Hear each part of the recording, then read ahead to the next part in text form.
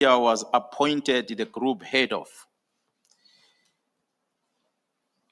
Number 2, allegations of fraud, corruption, maladministration, and breach of law in the appointment of the head of GFIS.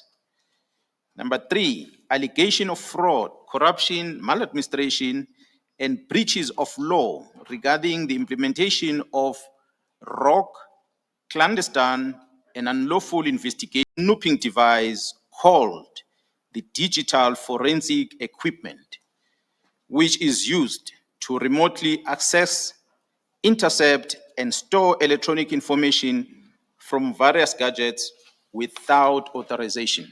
Sorry, General. Are you reading from your statement or from the terms of reference? I'm reading from my statement. Oh, okay. Good. We were in the terms of reference. Oh, my bad. Apologies. At paragraph 270, he extracts some of the terms of reference from annexure MK24. So he made a selection of 3. They're quite extensive.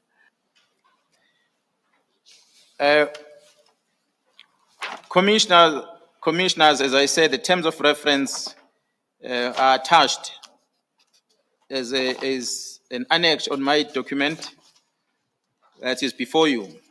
I'm not the author here, but this is coming from the city of Johannesburg. But what struck me on this one, Commissioner, as I said earlier, incidents of 2011, as I saw them repeating themselves now, and I started reflecting back then. When I was acting National Commission in 2011, I became aware of the procurement of similar type of devices. And they were procured by DPCI with a sole service provider.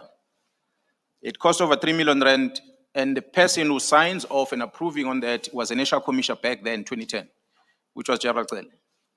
And the very same individual was at DPCI where those gadgets were bought. I don't know which company supplied then. I don't even know which company supplied the similar thing to the city of Johannesburg.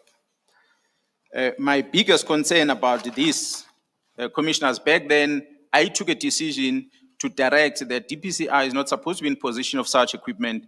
That equipment must be sent to crime intelligence, and it was done as such. So that's a concerning thing for me, that there is this digital forensic equipment. I know there's a relationship with some forensic investigators that are in South Africa with General Sibiya. They always go out publicly. I'm not saying that it's them that supply this, but this is called snooping equipment that can access information of people remotely. It is bought at DPCI back then, 2010. We moved it to crime intelligence. It is now bought in the city of Johannesburg. The same common denominator, same person is involved. We don't know where they bought it from the same. I know the one because I have records of the one of 2010. It was bought, delivered from the company in the United Kingdom. I don't know who facilitated that purchase. I don't know this one, whether was it bought from the same supplier or from the same country, and who facilitated that. What concerns me the most, commissioners, is to trying to find out, perhaps the city of Johannesburg would be able to shed light in future on this,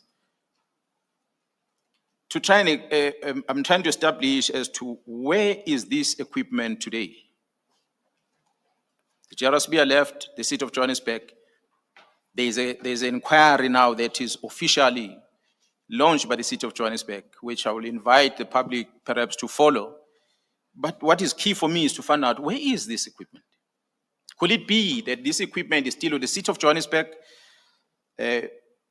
or could it be still in a position of the person that acquired this? I don't know. I'm not going to conclude. But what is very interesting for me is to see that there seems to be that warning of the city of Johannesburg of 2022 is confirmed now with these terms of reference that they did warn the organization, hence this inquiry in the city of Johannesburg. That's when I'm beginning to connect the dots, commissioners. So I'm not, as I said, I'm not suggesting that whatever that happened in the city of Johannesburg, the allegations leveled against JRSB are true or not. I guess the inquiry will establish that. But I'm interested to know if there was such an equipment. I'm interested to know where is the equipment now. You conclude this at paragraph 275, and you have made a request that a slide be projected, which you intend to speak to. So if you could just draw your conclusion, and then the slide will be projected, and then you can address yourself to the slide. Thank you, General. Yeah, commissioners, my biggest concern in all this is that the heartbeat of the SAPS, that position is occupied by the person who was dismissed from the service, who comes back a year later after coming back, is then promoted to that position. It is the same environment that when the issues of the disbandment of this political killings task team, the head of that environment has got letters written that interfered with the work of the political task team without engaging me. It's a position in the organization is very senior and very critical. So a person occupying that position must be beyond reproach. It is a person who his ethical standard must be above them, all of us. I'm not saying that Jarosbia does not have that. I'm not saying that he did not have that. But as we are investigating and we're picking up the picture that emerges, which I'm not going to talk about it, but it takes me to going back to question whether did the minister and the national commissioner do the right thing at the beginning by appointing Jarosby in that position. So I want to draw you into this analysis and the picture that I'm beginning to see, which is on 275. As we are doing our things as a police, please put a slideshow so you can blow it up. Can you just give us the date of the promotion before you go to the slideshow? You keep saying a year later he was promoted to the current position. Commissioners, I don't have the exact date of the promotion, but a promotion happened a year later. Was Minister Cele still minister? At that time, I'm still under correction. I don't want to lie. I did not confirm exactly. That's why I don't know the promotion date. I don't even know when that process started for his promotion, similar to what the commission was asking me earlier.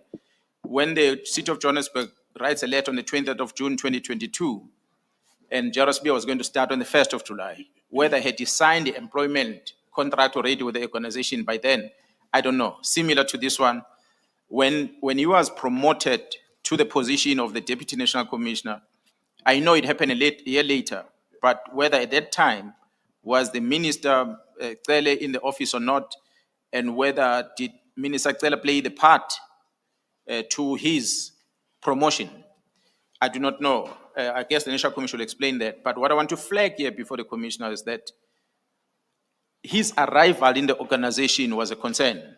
That should have been a concern for everyone. But it looks like the organization somehow did not take that serious, hence they placed him in that position. So what I'm showing on the screen as I asked that is on PowerPoint presentation. Apologies, gone on the blink. While they put up your presentation, may I say to Commissioner Kumalo, we have taken that point on board. We will establish and we will revert with the date of his promotion. And I think it's relevant to the Regulation 39 issue, because I saw that if you follow the question the chair asked earlier, assuming that when he first came back in July 2022, they were not aware of what was happening in the city of Joburg. A year later, they would have known, because the letter from city of Joburg is 2022. Well, in fact, it's slightly different. It's before he assumed office. Yes. It came to their attention in June 2022. Yes. Between 2022 and 2024, when the city of Johannesburg formally launches its inquiry, he was promoted in that period intervening. Yes. There's your slide, General, if you could lead us through it. Yeah, Commissioner, you might be confused with too many boxes and everything in that slide, but it is what, as we are investigating, that we're beginning to see that, and I want to concentrate myself on this slide on General Cele, the National Commissioner, and General Sibia. You will see at the bottom of General Sibia the lines that are connected to him, that crime intelligence, detective service, and forensic service, they report directly to him. And we know that there is this connect of everything. Gerald Cele leaves, but what is also part of the investigation that we're picking up is that when the contract of 360 million rand was awarded to Mr. Nhlanhla and the police, Gerald Cele was the Minister of Police. I'm not saying that he had a role to play on that one, but I'm just saying it's something interesting to look at, because we see communication that the team will come and reflect on between the very same Mr. Nhlanhla and General Cele, the communication as we have listed there, which dates back to December last year, 2024, how they've been communicating. So it's not only about the arrest of Nhlanhla, there is communication prior to that, and further evidence that we picked up, exchange of monies and the likes. I guess Jaro Kumar will elaborate more on that when they come in with the investigation team. I don't want to get into it, but it's just interesting to know that Nhlanhla and Cele have got a relationship and there's money exchanges between. And this is a man that was appointed in the police to be a health risk manager of the service. And the connection that we have put it here linked to Gerald Spear in all directions, top, left, right, bottom, in all angles. And this becomes a worry because, as I said, this is a heartbeat of the organization. And when we are having the red flags on the left, which is the syndicate, 2 of them already in custody, we have others that we haven't mentioned.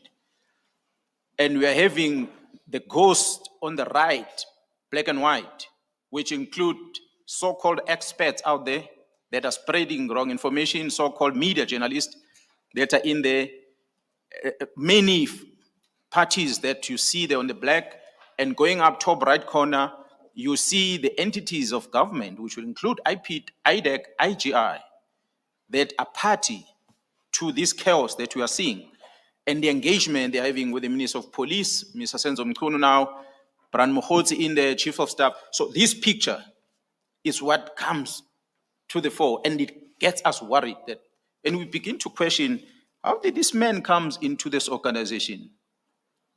Could it be this? We ignore it here, commissioners, and move to the next item. You indicated that other witnesses will come speak to this slide in the fullness of time. And I accept that that's where you want to leave it at this point. Having disposed of that, then, that leads us to our next topic, which starts at your paragraph 276, which you had attempts to seek redress. A quick look through of what you address here. Basically, you've dealt with over the course of your 3-day testimony. You don't have to. Perhaps just want to deal with paragraph 276, which, as I understand it, is a summary of all the steps you took in an attempt to address what you call it 276 ongoing threats to the criminal justice system. Do you see where I am in your statement? So Yes. if you could just highlight those steps just in a summary form, because I think we have spent the past 3 days technically speaking through each one of them. Yeah, if I'm going to summarize, commissioners, they are there on a statement for your ledger in reading. But the first one, I spoke about it earlier before lunch, that I made a submission to the Zondo Commission because I wanted to reflect specifically the problems that are within crime intelligence and the involvement of the security cluster in the form of NPA in defeating the end of justice or stopping investigations that are continuing, and the executive authority at the time, the role that was played by Minister Mteto in dealing with the Mdluli matter, and police officers within the organization at a senior level. I wanted to reflect that. So I'm not going to dwell on it. The statement is before you, the affidavit is before you. I had not only through the National Commission or anyone else, but I went to Minister Senzo Mkhunu directly myself. Before you get there, can I just place something on record? You had referenced the submissions to the Zondo Commission. You say they were submitted in 2020. Could you just clarify, how did they get to be submitted? Were you responding to an invitation? And you do indicate that you didn't get the opportunity to appear. I approached the commission and requested to present myself and make a submission, and they assigned an investigating officer who came and he took the affidavit from me. So that's how it was deposited, because I had reached out to the commission to try and get a platform where I can reflect on the experience, on the things that I had that are within the organization. So it was my effort. I was not necessarily invited for it. I went on my own. And thereafter, commissioners, I seeked an audience with the Minister of Police, Mr. Senzo Mkhwanazi, as I said, talking to the Chief of Staff immediately after learning of the letter.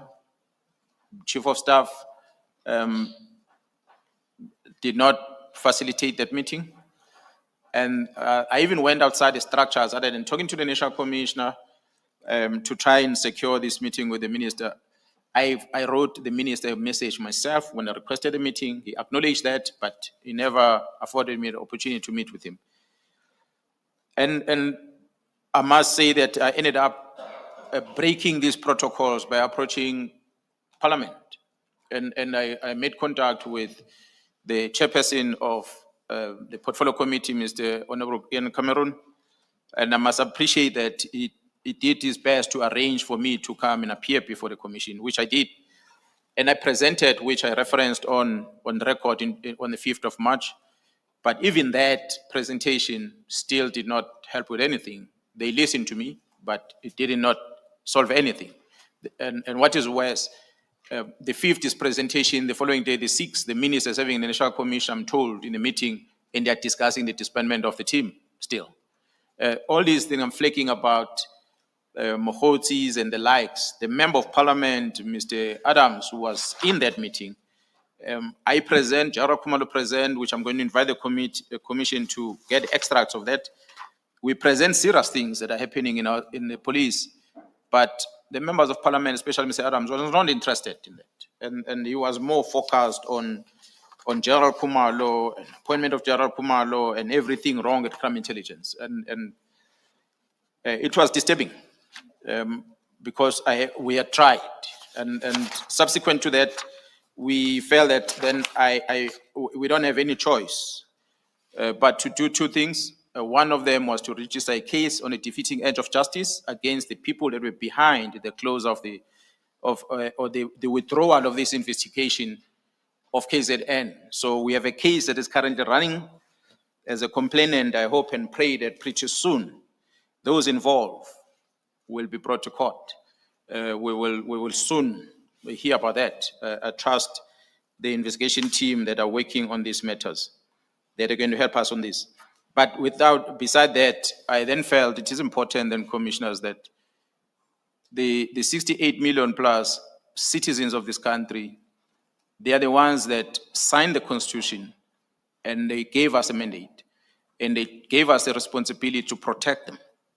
And if we get to a stage where we are really failing to protect them, it is important that we alert the citizens that our efforts to try and create safety in their lives is not being realized because of these obstacles. So hence we are here today. Thanks to the community, to people of South Africa for listening to us, and the media, I said earlier, for making it possible for us to connect with our clients out there by publishing our July 6 briefing. Okay, that sums up the efforts you made up to and leading to the 6th of July briefing. Yes, Commissioner. General, at paragraph 288, this is where you're discussing, starting at 287, the meeting of the 16th of May, 2025. Now, at 288, you speak about a reference to your request for a meeting with the minister at 288. Can you just explain that a bit? Commissioners, I sent the Minister of Police a WhatsApp directly, which he acknowledged. And I made a screenshot of that. I have a copy of that WhatsApp. When the minister invited myself and the National Commission to come and meet with him on the 16th of May in his official residence here at the Union Building, in that email, there were different time slots that were indicated. The first time slot was going to be the minister, the National Commissioner, and JRSB. The second meeting was going to be the minister, myself, and JRSB. So that's why I knew that the National Commission will appear there before me. So I flew from Durban and I arrived there, and the minister asked me to wait for the National Commission to come. Yes, I waited. Jairus Bia was there, and the minister, National Commission came, and then the minister walked into the boardroom. So we ended up being 4 in the meeting. I did not expect the National Commission to be part of the meeting because the invitation did not include him. But he was invited. I still asked him, I said, "What are you doing here?" And he said, "No, well, I was invited." Even the minister in his opening remarks said, yes, National Commission was not supposed to be here, but I thought it is important for him to be here. The purpose of that meeting is what I spoke about in public, that the minister decided to let me fly from Durban so that he can create peace between me and Jairus Bia. That, beside the fact that we always address the media from time to time as our provincial commissioners who are responsible for provinces, but for that day, I took a liberty to tell the National Commission that I'm going to be having a media briefing. And he asked me what for, and I said for the political task team. And indeed, the briefing was about the political task team, just to indicate why this task team is disbanded. It is because of what we have discovered. So that's what really the briefing was about. And it's unfortunate that there are many people that call themselves experts, lawmakers, and so forth, analysts, that blame me for having breached the protocol. Perhaps they will come before this commission and say, this is a protocol of police that Mkhwanazi broke on the 6th of July. But I submit before this commission that I did not break any protocol. Because if that was the case and it's brought to my attention, I'll be the first one to admit that yes, indeed, I broke protocol. But I would have believed that action will already be taken against me for having broken protocol. I did not break any protocol. Okay, thank you. The next chapter, Advocate Silo, Oh, yes, before you yes, leave Commissioner. that section, General, even the commissioners watched 2025. You talked about protocol, which means following official channels. I'm more curious about the dress code on the day and the fact that people who appeared were armed. Just give us a general picture. Is that normally how your team dresses? Why were they dressed that way on the day? Although we have to now display our tactical strategies in public, but commissioners, as we're investigating and this picture coming together, then we start realizing that we now have to move from being a service provider to society to becoming a force in order for us to prevent the El Cadors and the Mexicos to happen in this country. Because the threat, the enemy that we saw that is infiltrating crime intelligence, is infiltrating parliament, and is controlling our executive authority and going into the heart of the police operations, which is investigation. To date, I'm speaking to you, the Matlalas and the likes, if you go and see the record of cases withdrawn against Matlala, more than 18 here in this province. And you really realize that you can no longer wear a tie and face this fight. So this is a fight that requires, for one, to apply the tactics that is learned over years.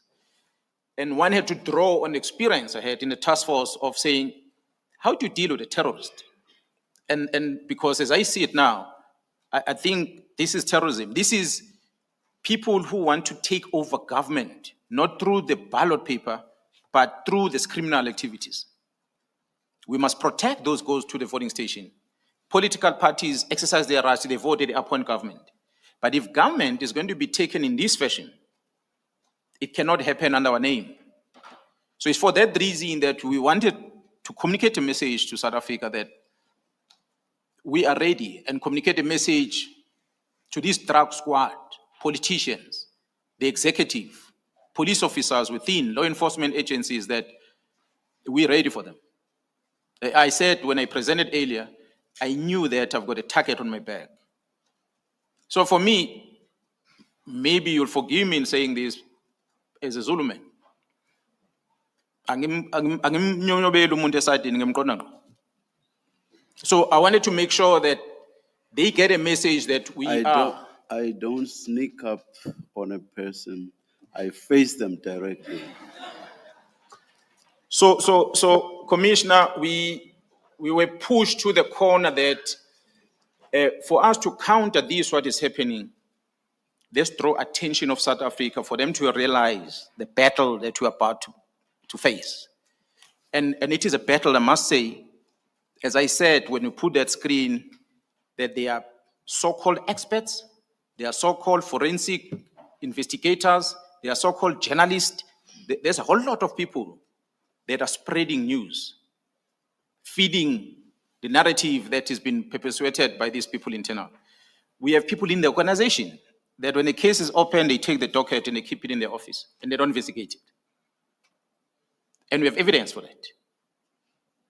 The Deputy Provincial Commissioner Gauteng can be called into this commission. He will tell you the list of all these dockets that were opened. There's one of them, it's a kidnapped person which is allegedly Nhlanhla is involved. That docket was in Gauteng, but an instruction came from the head office, the JRSB's office, that we want that case docket. That docket is sitting at the head office. The mother of the kidnapped son, or the missing son, even contacted me because she can't find closure. And now we begin to see that who are people implicated, the Nhlanhlas, and these investigations have been suppressed. We therefore cannot sit back, commissioners. We must take off our palaberam shoes and take off our blue uniform and wear boots and go and face the enemy directly. Thank So you. the short answer was the attire was a show of force. You can put it at that, Commissioner. It goes beyond that. You have to win a psychological warfare. You need to win physical warfare. And while we're doing that, we're beginning to see suspension of some people that were blocking investigations. And we start seeing cases being enrolled that involve these people. I must say that that press briefing put about pressure to the people that were blocking this investigation from happening. The team is working day and night, albeit the court putting Khumalo and the team outside to frustrate them, but they still find a way of pushing forward to make sure that we collapse this entire enterprise that has developed in front of us for the safety of our children and for the safety of the citizens of this country. Thank you, General. Commissioner, that answers your question. Commissioner Khumalo. Thank you. The next chapter you deal under the heading retaliatory efforts, and just in brief, you contend that there are retaliatory efforts taken against you personally, or some of you, and the task team in general. From paragraph 311, you name two incidents, but just want to point out that from paragraph 311, under the heading the Mpangeni matter, it's the one you narrated, I think, in detail before. So I would propose that perhaps you don't go through it in detail, but you link it to a subsequent issue that arose starting at your paragraph 319. But before you do so, just to close the Mpangeni matter, perhaps you might want to have regard to your paragraph 317 and 318 as regards specifically that matter before you move on then. Commissioners, I can indicate here that on the matter of Mpangeni that got me into the media, that involving those drugs and ammunition that were found in prison. After I had requested the inquiry be registered and be investigated, on the 14th of February 2025, Advocate Mkhonza of the NPA declined to prosecute on this matter on the position of drugs and ammunition. I believe that confirmed my suspicion that we couldn't prove that she is got to do with these 5 rounds of ammunition and these few pills that were found in a dustbin. So the NPA declined to prosecute on that matter. And before you move on, you have attached the affidavit of Kenan Ndlovu and the NPA letter marked MK26. I apologize. You have attached Colonel Ndlovu's affidavit as well as the NPA letter, and both are MK26. Just to point out to the commissioners that the first document is the affidavit. The actual letter declining to prosecute is at 601 of that annexure. It's a handwritten entry, I think, into the investigation diary signed by Advocate Mkhwanazi. That is correct, commissioners, and if the commission allow me to read on 601, the entry that was made by the advocate in that inquiry and his actual reasons for declining to prosecute.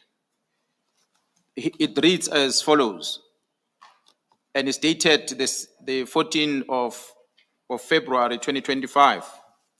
I decline to prosecute Nedisile Joyce Ndlovu on the unlawful possession of ammunition and drugs.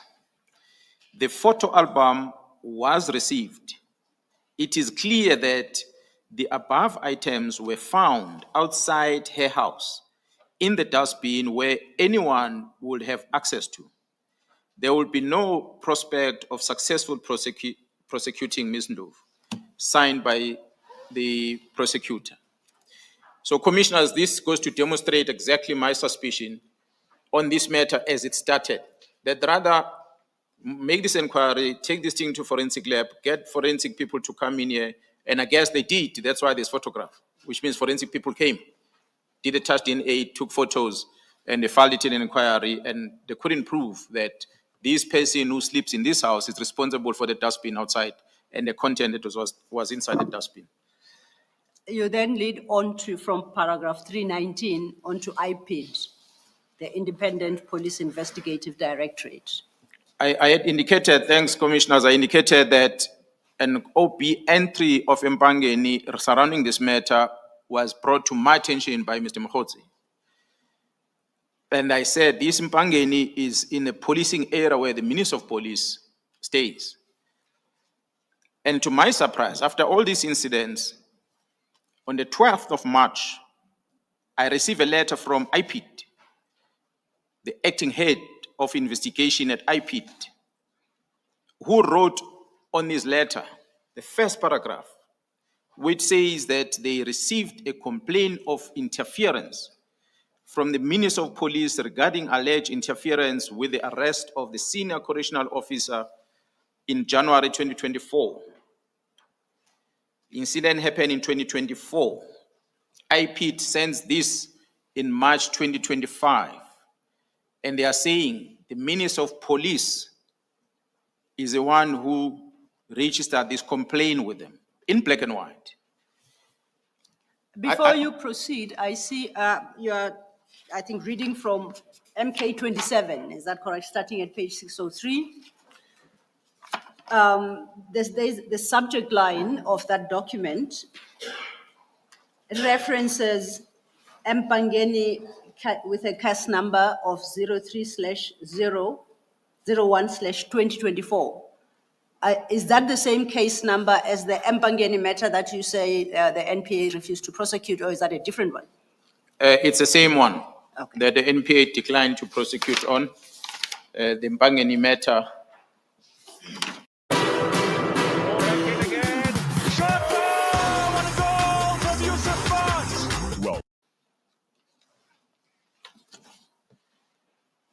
If you see on 601 of the attachment, top right corner, the inquiry number, actually it was not a case, it was an inquiry. The inquiry number is dated 3/01/2024. So this is what the minister's letter, I assume, was referring to, because, or the IPID letter, although they said it's a case, it's not a case, it was not registered as a case, it was an inquiry. Also, General, before you continue, so we don't get confused. The number at 601-301-2024, is that a date or an inquiry number? Is that the, because I see on the left column, there is a date of 14/2/2025. So that the number on the top right that you just read, Yes, is that a date or is that a formal entry number or it's a case register. number or? Yeah, it's a register number. Okay. What we do in the police when Sorry, we it's record. because, I apologize, it's because you had called it a date and I wanted to clarify that. Yeah, no, It's it's not a a, date. it's a, well, 3/01/2024. It is a reference number. 3, it's a reference number. Slash the following numbers, it's a month. And slash the following numbers, it's a year. That's what, so it's a reference to the case number. If it's a Understood. case, if it's an inquiry, reference to the inquiry number. That's why it's 2024.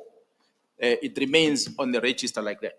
And you maintain that it corresponds to what IPID It calls case number in the subject line. That is correct. In the heading of IPIT letter, which is dated the 12th of March, 2025, they reference this Mpangeni case with those numbers 3/01/2024. Thank you. You may continue. So in this letter, as I said, commissioners, maybe reading exactly paragraph 1 of the letter so that I can quote it verbatim.